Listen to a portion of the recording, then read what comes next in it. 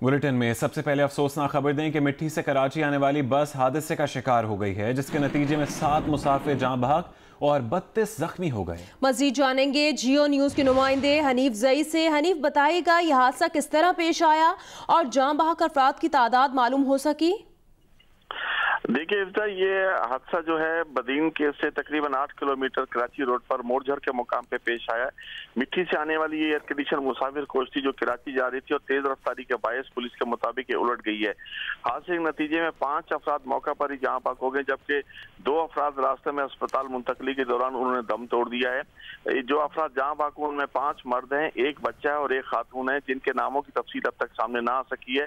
ताहम पुलिस और मुकामी अफराद ने इमदादी कार्रवाइयां करते हुए जो जख्मी हैं, जिनकी तादाद 32 से ज्यादा बताई जाती है, उन्हें अस्पताल मुंतकिल करना शुरू कर दिया है और जख्मी अस्पताल पहुंचना शुरू हो गए हैं। इब्तदाई इतलात के मुताबिक जख्मियों में से 12 की हालत जो है वो तशवीशनाक बताई जाती है, जिन्हें तिब्बी इमदाद दी जा रही है और मुकामी अफराद की भी बड़ी तादाद वहाँ पहुंच चुकी है और इमदादी सरगर्मियां जाए वकुआ पर भी जारी हैं। ठीक है हनीफ, किस अस्पताल में उन्हें मुंतकिल किया गया है, कुछ मालूम हो सका है?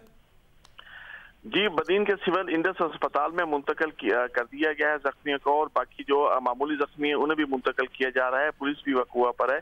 इंडस सिविल अस्पताल में डॉक्टरों को तलब कर लिया गया और इमरजेंसी नाफिज कर दी गई है और अमला और स्टाफ वहाँ पर जख्मियों की तिब्बी इमदाद उन्हें फराहम करने में मसरूफ इस वक्त है।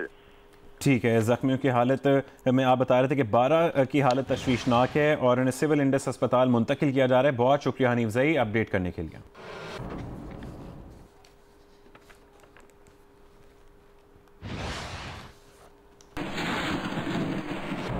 और अभी आपको खबर दें, बलूचिस्तान में दहशतगर्दों के हाथों शहीद कोस्ट गार्ड के सिपाही जुल्फिकार मरी की नमाज जनाजा पड़ीदन में अब से कुछ देर में अदा की जाएगी।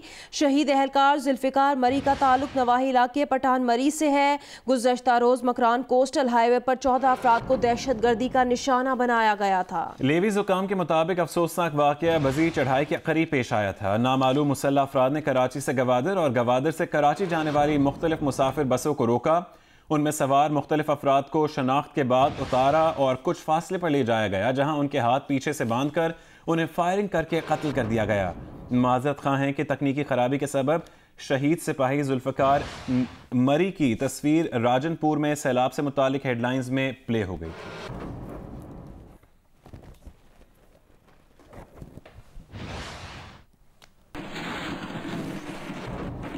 बुलेटिन में आगे बढ़ते हैं। आपको बताएं कि वजीर आजम ने काबीना पे बल्ला चला दिया। असद उमर वजारत खजाना के पेविलियन से बाहर हो गए। फवाद चौधरी वजारत इत्तलात से आउट हो गए। शहरियार आफरीदी वजीर मुमलिकत बराए दाखिला ना रहे। गुलाम सरवर अवान पेट्रोलियम की वजारत से बाहर हो गए, जबकि आमिर महमूद कियानी से वजारत सेहत छिन गई। हुकूमत आने के 8 माह बाद ही वफाकी काबीना इधर की उधर हो गई। कप्तान ने असद उमर और फवाद चौधरी समेत 6 खिलाड़ी तब्दील कर दिए। काबीना डिवीजन के नोटिफिकेशन के मुताबिक चौधरी फवाद हुसैन से वफाकी वजारत बराए इत्तलात और नशरियात वापस लेकर उन्हें वफाकी वजीर बराए साइंस और टेक्नोलॉजी का कलमदान सौंप दिया। वफाकी वजीर पेट्रोलियम डिवीजन गुलाम सरवर खान को वफाकी वजीर बराए हवाबाजी, वफाकी वजीर पार्लिमानी उमूर एजाज अहमद शाह को वफाकी वजीर दाखिला, वजीर मुमलिकत बराए दाखिला शहरियार आफरीदी को रियासतों और सरहदी इलाका जात का कलमदान सौंप दिया गया है। मोहम्मद मियां सूमर वफाकी वजीर निजकारी के तौर पर फराइज अंजाम देंगे। उनसे हवाबाजी डिवीजन का इजाफी कलमदान वापस ले लिया गया। वजीर आजम ने खजाने की कुंजी पीपल्स पार्टी के साबिक वजीर खजाना डॉक्टर अब्दुल हफीज शेख के हाथ में थमा दी।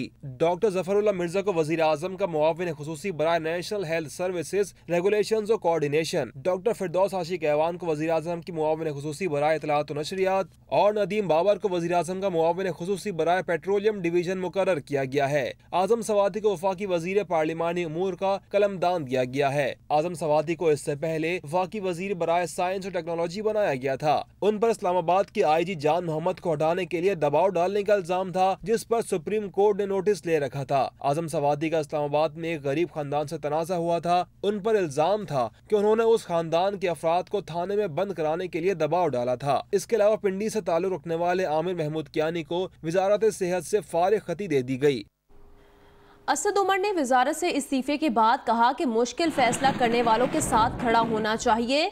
मौजज़े नहीं होंगे, अगले चंद माह में दूध और शहद की नहरें नहीं बहेंगी। प्रेस कॉन्फ्रेंस में कहा कि वो नाकाम नहीं हैं, उनके 8 माह का मुकाबला नून लीग और पीपल्स पार्टी के दौर से कर लें। कायदे हिज़्ब इख्तिलाफ और मुस्लिम लीग नून के सदर शहबाज शरीफ ने कहा है कि पहले इमरान न्याजी साहब जिद, अना और तकब्बुर को छोड़कर मईशत को तरजीह दें। Chairman peoples party Bilawal Bhutto Zardari का कहना है कि हुकूमत को 8 माह बाद एहसास हुआ कि उनकी मुआशी पॉलिसियां गलत हैं। अब उन वज़रा की बारी आएगी जिनका ताल्लुक कलदम तंजीमों से है। वफाकी काबीना में बड़े पैमाने पर रद्दोबदल पर एक बयान में कायदे हिज़्ब इख्तिलाफ शहबाज शरीफ ने कहा कि पहले दिन ही मीसाक़े मईशत की पुरखुलूस पेशकश की थी। वक्त ज़ाया ना किया जाता तो मुल्क को मौजूदा माशी तबाही का सामना न करना पड़ता। मजीद वक्त ज़ाया हुआ तो माशी इक़्तिसादी लिहाज से संगीन नताइज झेलना पड़ेंगे। पीपल्स पार्टी के चेयरमैन बिलावल भुट्टो जरदारी ने कहा कि असद उमर को हटाने के मुस्बत नताइज होंगे। उम्मीद है कलदम तंजीमों से ताल्लुक़ रखने वाले बाकी वज़रा को भी हटाया जाएगा। जबकि पार्टी की मरकजी सेक्रेटरी इत्तलात नफीसा शाह ने कहा कि बेनज़ीर भुट्टो ने जिस इजाज शाह पर अपने कत्ल का शुबा जाहिर किया उसे वजीर बना दिया गया। ब्रिगेडियर रिटायर्ड इजाज शाह ने परवेज़ मुशर्रफ के लिए सियासी इंजीनियरिंग की। डिक्टेटर राज के मुतनाज़ा किरदार को वजीर दाखिला बनाना जमहूरियत के मुंह पर तमाचा है। फवाद चौधरी से इत्तलात की वजारत लिए जाने पर उनकी हरीफ मरियम औरंगजेब ने तबसरा किया कि अनकरीब अवाम के लिए 55 रुपये फ़ी किलोमीटर के हिसाब से helicopter pick and drop service का ऐलान किया जाएगा। फवाद चौधरी ने एक बयान में कहा था कि हेलीकॉप्टर का खर्चा 55 रुपये फ़ी किलोमीटर बनता है। 50-55 रुपये किलोमीटर बनता है। गूगल किया था, मैंने भी गूगल किया था, आप भी कर लें। मरियम नवाज ने कहा कि हमें इंतकाम की कोई ज़रूरत नहीं, बस आराम से बैठकर इंतज़ार करना है। जिन लोगों ने आपको तकलीफ दी है वो बिलाखिर अपने आप को खुद ही तबाह कर देंगे। अगर आप खुशकिस्मत हैं तो अल्लाह आपको ये सब देखने का मौका ज़रूर देगा। साबिक वजीर ख़जाना इसहाक डार का कहना है कि असद उमर का इस्तीफ़ा बुज़दिली की अक्कासी करता है। असद उमर के लिए मुनासिब नहीं कि वो इस तरह मैदान छोड़कर चले जाएं। असद उमर साहब का इस्तीफ़ा एक गैर जिम्मेदाराना और बुज़दिली की अक्कासी करता है। लोगों के ऊपर इतने ज़्यादा बॉम्ब गिराने के बाद ये एक कदम लेना मैं समझता हूँ कि मुनासिब नहीं। सरबरा JUI फे मौलाना फजलुर रहमान ने कहा कि टीम की नाअहली कप्तान की नाअहली है। इमरान खान अपनी नाकामियों का एतराफ़ करते हुए मुस्ताफ़ी हों, जबकि अमीर जमात इस्लामी सिराजुल हक कहते हैं कि असद उमर का इस्तीफ़ा हुकूमत की माशी पॉलिसियों की नाकामी का एतराफ़ है। वज़ीर आज़म इमरान खान ने असद उमर के इस्तीफ़े से मुतालिक काबीना से मशवरा नहीं किया और ना ही इस मामले पर काबीना को एतमाद में लिया। वज़ीर तालीम शफकत महमूद ने प्रोग्राम कैपिटल टॉक में बताया कि असद उमर के इस्तीफ़े से मुतालिक उन्हें सुबह तक भी कोई इत्तला नहीं थी। उन्होंने इस ख्याल का भी इजहार किया कि असद उमर के इस्तीफ़े के हवाले से उन्हें तो क्या बल्कि फवाद चौधरी को भी इल्म नहीं था। मीडिया को कहा गया कि आप लोग गलत खबरें फैलाते हैं, आप अफवाहें फैलाते हैं, और फिर यहाँ तक हुआ कि वज़ीर इत्तलात साहब ने कहा कि ये जो असद उमर साहब की तब्दीली की खबर है गलत है, अफवाहें हैं, बेबुनियाद है। आपके वज़ीर इत्तलात साहब जो हैं वो गलत साबित हो गए। अगर आप मेरे से कल पूछते या आज सुबह भी पूछते तो मैं कहता सवाल ही नहीं पैदा होता। उसकी वजह कि हमारे पास तो ऐसी कोई इन्फॉर्मेशन नहीं थी ना, या कोई हमसे किसी ने शेयर नहीं की थी कि ये इन्फॉर्मेशन PM साहब ने। तो इसलिए अगर आप मेरे से पूछते तो मैंने सच्चाई यही थी कि मैं आपको कहता कि जी मुझे इसका पता नहीं है, और मेरा ख्याल है कि शायद फवाद को भी इस चीज़ का इल्म नहीं था। असद उमर को हटाए जाने पर खुद तहरीक इंसाफ के हामी भी नाला हैं। तब्दीली का दिफा करना मुश्किल हो गया। PTI के सोशल मीडिया पर फाल रुकन फरहान विर्क का दिल बहक गया। उनका कहना है कि 3 दिन असद उमर का दिफा करो और सहाफ़ियों को रगड़ो, और चौथे दिन सहाफ़ी सच्चे हम सब झूठे। समझ ही नहीं आ रही कि आप लोग करना क्या चाह रहे हो। वज़ीर आज़म इमरान खान आज लोअर औरकज़ई का दौरा और जलसा आम से खिताब करेंगे। ज़िला औरकज़ई में किसी वज़ीर आज़म का 25 साल बाद ये तीसरा दौरा है। लोअर औरकज़ई के इलाके कलाया में वज़ीर आज़म इमरान खान के जलसे की तैयारियां मुकम्मल हो गईं। जलसागाह में स्टेज तैयार कर लिया गया, जबकि 10,000 कुर्सियां लगाई गई हैं। तहरीक इंसाफ के कारकुन और औरकज़ई के अवाम में जलसे के लिए जोश खरोश पाया जाता है। अवाम को इमरान खान के दौरे से काफ़ी तवक्कुआत भी वाबस्ता हैं। जलसागाह और अतराफ में सिक्योरिटी के भी इंतहाई सख्त इंतजामात किए गए हैं।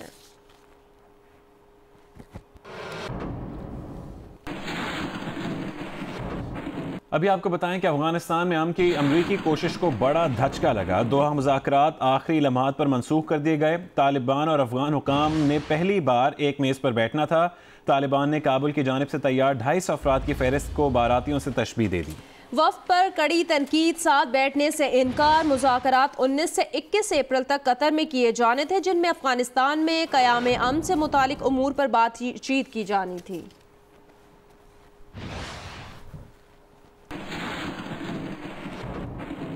भारतीय वज़ीर ख़ारजा ने बिलाखिर एतराफ़ कर लिया है कि बालाकोट पर भारतीय फ़ज़ाई दरअंदाजी में कोई पाकिस्तानी शहरी जान से नहीं गया था। इससे पहले भारतीय हुकूमत और मीडिया मुसलसल ये दावा करता रहा था कि इस कार्रवाई में जैश ए मोहम्मद के दर्जनों अफराद मारे गए थे।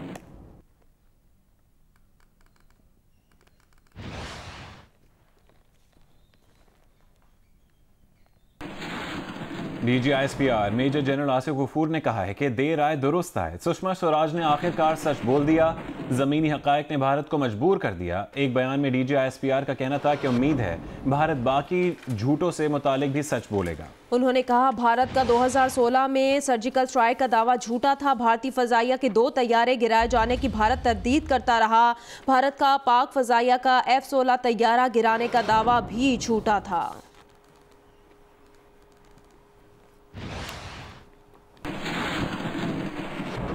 कोयटा के इलाके खरोटाबाद में CTD ने कार्रवाई करते हुए कलअदम तंजीम के अहम टारगेट किलर को गिरफ्तार कर लिया।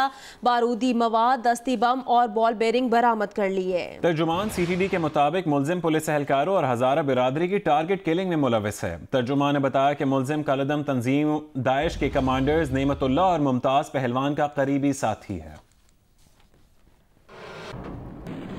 लाहौर के नवाही इलाके फिरोजवाला में देरीना दुश्मनी पर फायरिंग के तबादले में 4 अफराद जिंदगी की बाजी हार गए। मकतूलीन में गुज्जरपुरा लाहौर की UC 108 का चेयरमैन मोहम्मद अफजल भी शामिल है। IG पंजाब आरिफ नवाज ने वाक़े का नोटिस लेते हुए DPO शेखुपुरा से रिपोर्ट तलब कर ली है। फिरोजवाला पुलिस के मुताबिक UC 108 गुज्जरपुरा का चेयरमैन मोहम्मद अफजल अपने गनमैन मोहम्मद जमील के हमरा भलके गांव के करीब से गुजर रहा था कि मोटरसाइकिल सवारों ने फायरिंग कर दी। गोलियां लगने से मोहम्मद अफजल और गनमैन मोहम्मद जमील मौके पर दम तोड़ गए। पुलिस के मुताबिक गनमैन जमील ने भी फायरिंग की, जिससे एक हमला आवर अदील हलाक हो गया। गोलियों की जद में आकर एक राहगीर अजमल भी जिंदगी की बाजी हार गया। पुलिस के मुताबिक फायरिंग रियाज सिंधी ग्रुप और साहब ग्रुप में दरियाए रावी से रेत निकालने के तनाजे पर हुई। मकतूल UC चेयरमैन मोहम्मद अफजल का ताल्लुक साहब ग्रुप से, जबकि हमलावर अदील का ताल्लुक रियाज सिंधी ग्रुप से था।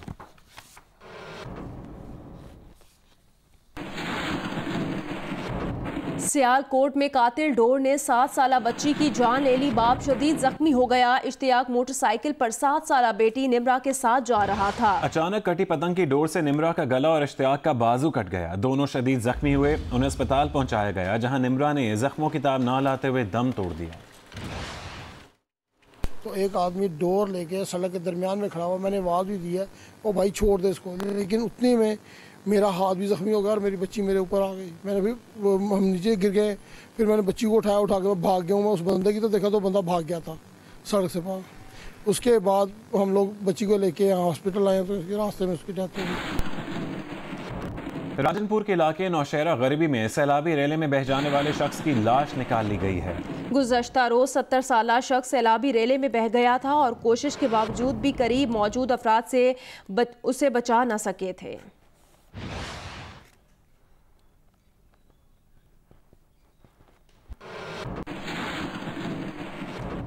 कोहे सुलेमान के नदी नालों में सैलाबी पानी की सतह कम हो गई है। हालिया बरसाती नाले कहा सुल्तान के सैलाबी रेले ने तबाही मचा दी है। अभी तक सैलाबी रेले का पानी इलाकों में मौजूद है। और नवाही इलाके चक शिकारी में सैलाबी पानी दाखिल होने से गंदम की तैयार फसल जेर आब आ गई है। मजीद बता रहे हैं इलियास रजा।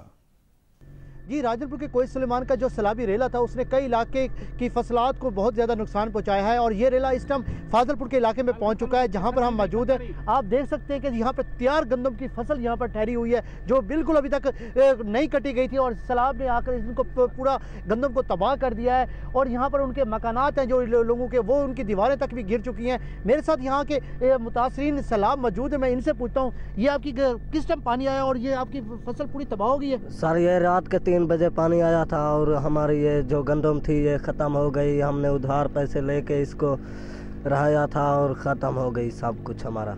जी, इनका कहना है कि हमारे पास कुछ भी नहीं है, से हमने उधार भी किए होते हैं जो काश्तकारी करते हैं, जिसकी वजह से हमें कोई मुश्किलात है। यहाँ पर अपने घरों में हम मौजूद हैं। जी, थर का सहरा बारिश का मुंतज़िर। कहत साली ने मवेशियों की फितरत बदल दी। चारा खाने वाले जानवर जिंदा रहने के लिए मुर्दा जानवरों की बाकियात खाने पर मजबूर हो गए हैं। हुकूमत की जानिब से मवेशियों के लिए मुफ्त चारे की फराहमी कागजों में ही पूरी हो गई। रिपोर्ट करेंगे हनीफ ज़ई। थर में कहत साली का अफरात इंसानों से ज्यादा मवेशियों के लिए खतरनाक बन गया है। कहत के तवील दौरानिये ने इलाका से मवेशियों का चारा ख़त्म कर दिया है और दूर दराज इलाकों में मवेशी अब मुर्दा जानवरों के लाशें खाने पर मजबूर हो गए हैं। साल 2006 के सरकारी सर्वे के मुताबिक थर में मवेशियों की मजमूई तादाद 45,93,598 है, जिनमें 7,98,593 गाय और बैल, 1,35,356 ऊँट और 34,02,998 भेड़ बकरियां हैं। कैद साली के आगाज के साथ ही लाखों मवेशी सिंध के बैराजी इलाकों को मुंतकिल कर दिए गए हैं। ताहम अब भी इनकी बड़ी तादाद इलाका में मौजूद है, जिनके लिए जिंदा रहना महाल है। मुकामी अफराद का कहना है कि सिंध हुकूमत ने 25 करोड़ की भारी रकम से मवेशियों के लिए चारे की मुफ्त फराहमी का ऐलान किया था, जिसका कुछ पता नहीं। कैमरामैन मकबूल अहमद और निजाम समूह के साथ Mohammad Hanif Zai, Geo news, Tharparkar. Hi, I'm Shajia Niazi. Thanks for watching Geo News. For more videos and updates, do not forget to click the subscribe button.